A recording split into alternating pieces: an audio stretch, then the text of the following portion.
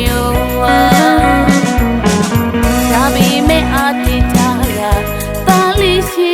တွင်မိမိကျူးစာရုပ်ကဲရအောင်မအမငယ်ပါတဲ့ပါရဲ့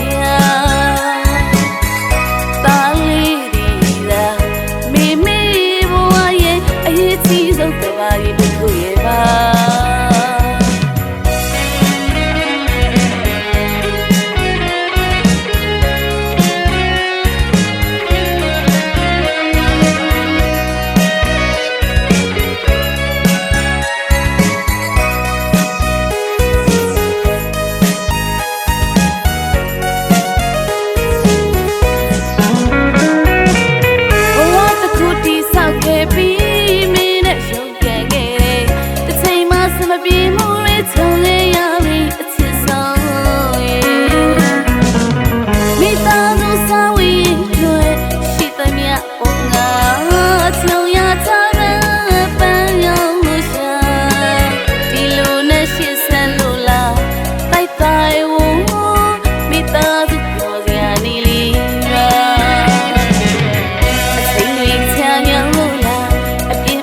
များတို့က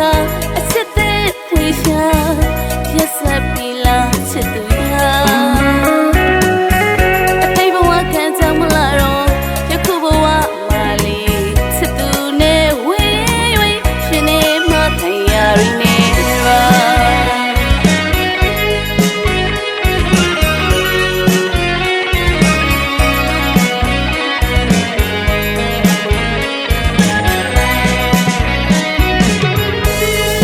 နိုင်သူကြီးနေပြောခဲ့တဲ့စကားတွေအခုထိမမေ့ဘူးချစ်သူကြီးအိမ်နာစနီးသားကိုကြောက်ခိုင်းထွက်ခွာတာကိုလည်းမမေ့စနီးကိုလည်းမချစ်တဲ့လူမျိုး